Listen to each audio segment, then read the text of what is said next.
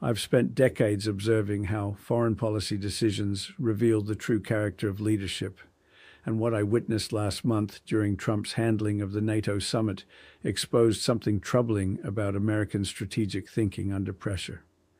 I'm talking about the moment when Trump publicly questioned Article 5 commitments while standing next to European allies who had traveled thousands of miles specifically to reaffirm collective security arrangements.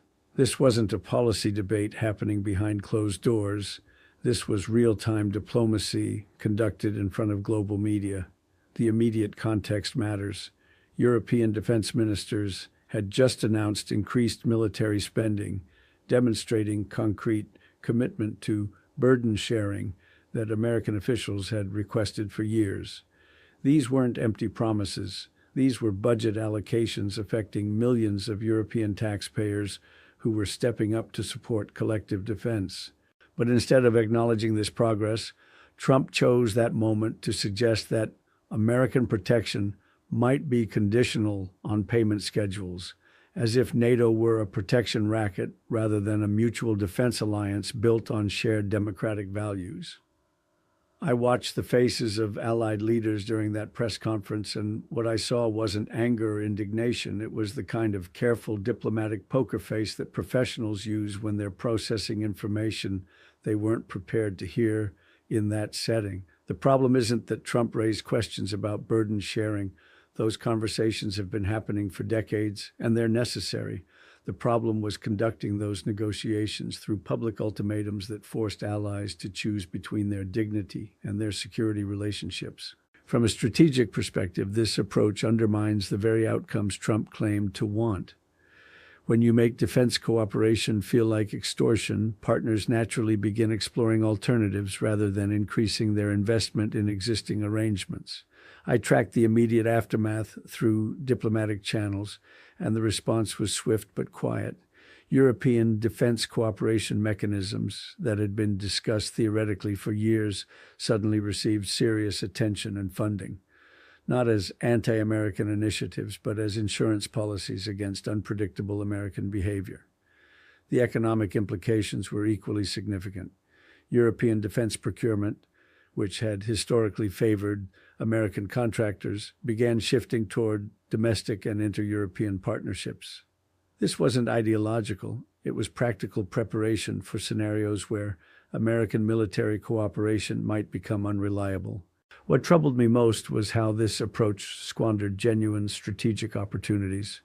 European allies were actually prepared to increase their defense contributions significantly, but they needed political cover to sell these investments to their own populations. Trump's public pressure tactics made that political cover much harder to provide. The contrast with previous successful burden-sharing negotiations is instructive. When presidents like Bush and Obama pushed for increased allied contributions, they did so through quiet diplomacy that allowed European leaders to present expanded defense spending as sovereign decisions rather than foreign demands. This isn't just about style versus substance. The method of diplomatic engagement directly affects the outcomes you can achieve. When allies feel respected and consulted, they're willing to make significant commitments.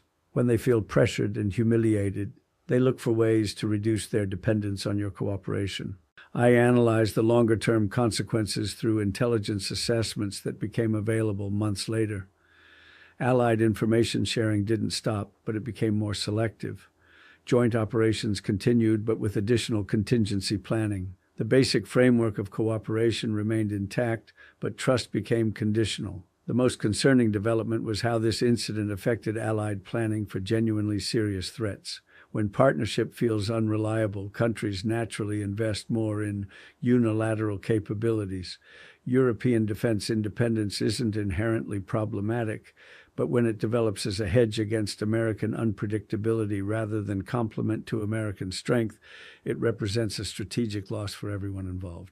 Trump's defenders argued that pressure tactics were necessary to motivate European action, and there's some evidence supporting that view.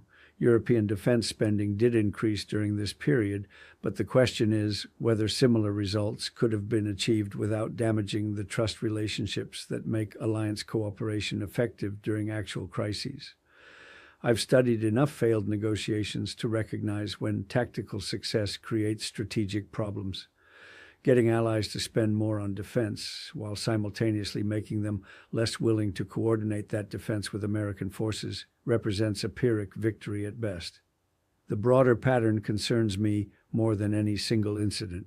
When American foreign policy becomes unpredictable, allies don't just complain, they adapt by reducing their dependence on American leadership. These adaptations, once made, don't automatically reverse when different leadership emerges. What makes this particularly unfortunate is how unnecessary it was. European allies were already moving toward increased defense spending due to genuine security concerns about Russian behavior. They didn't need public ultimatums to motivate action. They needed diplomatic coordination to make their contributions most effective. The missed opportunity was enormous. With proper coordination, increased European defense spending could have been channeled into capabilities that complement American strengths rather than duplicate them. Instead, the pressure tactics encouraged European investments in alternatives to American systems. The trade implications extended beyond defense procurement. When Trump applied similar pressure tactics to trade relationships, threatening tariffs against allies who were simultaneously being asked to increase military cooperation, the mixed signals created confusion about American strategic priorities. German automotive exports became a particular point of tension, with Trump suggesting that German cars represented a national security threat while simultaneously requesting increased German defense spending. This kind of contradictory messaging made it difficult for allies to understand what American policy actually wanted to achieve. The Japan relationship illustrated similar dynamics. Tokyo had been quietly expanding its defense capabilities and strengthening intelligence cooperation for years, representing exactly the kind of burden sharing that American officials had long requested. But Trump's public criticism of the trade relationship overshadowed these security gains and complicated Japanese domestic politics around defense expansion. I observed how these mixed signals affected Allied planning processes that operate on longer time frames than American political cycles. When countries can't predict whether military cooperation will be praised or criticized depending on trade negotiations, they naturally hedge their bets through diversified partnerships. The South Korea situation became even more complex, with Trump questioning the value of military exercises that formed the backbone of deterrence strategy in Northeast Asia. These exercises weren't just symbolic, they represented the operational planning that would be essential if deterrence failed and actual conflict emerged. When South Korean officials found themselves defending the value of joint exercises to American leadership rather than focusing on shared threats, the entire strategic relationship had to be recalibrated. Seoul began exploring alternative security arrangements not out of anti-American sentiment, but out of practical concern about military planning continuity. The China dimension added another layer of complexity to these alliance relationships. Beijing watched carefully as Trump's approach created friction with traditional American partners, and Chinese diplomacy began emphasizing stability and predictability as alternatives to American partnership volatility. This wasn't necessarily intentional Chinese strategy. It was Chinese opportunism responding to openings created by American diplomatic tactics. When allies feel uncertain about American reliability, they naturally become more receptive to alternative partnerships that offer greater predictability. The intelligence sharing arrangements that form the invisible backbone of Western security cooperation began showing subtle signs of strain. Not dramatic ruptures, but small adjustments in information sharing protocols that reflected decreased confidence in operational security when sensitive intelligence might become subjects of public commentary. Five Eyes coordination remained functional, but participants began compartmentalizing information more strictly, sharing critical intelligence while holding back assessments that might be politically sensitive if they became public without context. The counterterrorism cooperation that had expanded dramatically after September 11th required constant trust building to maintain effectiveness. When that trust becomes conditional, operations that depend on split-second coordination become more difficult to execute safely. I tracked how these changes affected actual operational capacity through carefully declassified assessments. The basic framework of cooperation remained intact, but redundancy planning increased significantly as partners prepared for scenarios where American participation might become unreliable.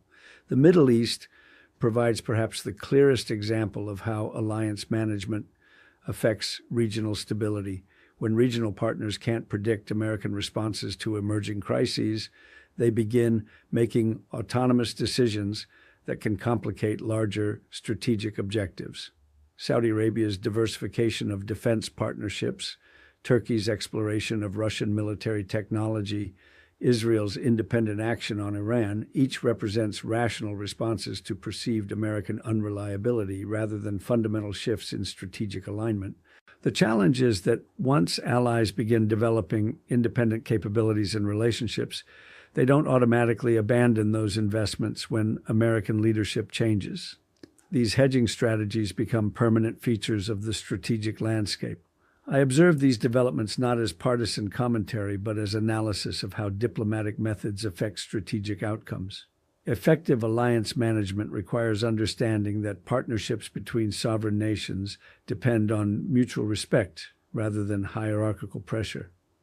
The cost of mismanaging these relationships extends far beyond hurt feelings or diplomatic embarrassment. When allies reduce their cooperation with American initiatives, American global influence requires more direct resource commitment to achieve the same strategic objectives.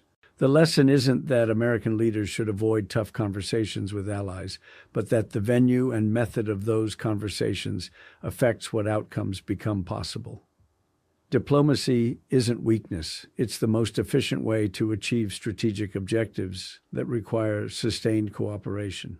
Moving forward, rebuilding trust in alliance relationships will require acknowledging that partnership means treating allies as partners rather than subordinates. The alternative is a world where American influence depends entirely on American power without the force multipliers that effective alliances provide.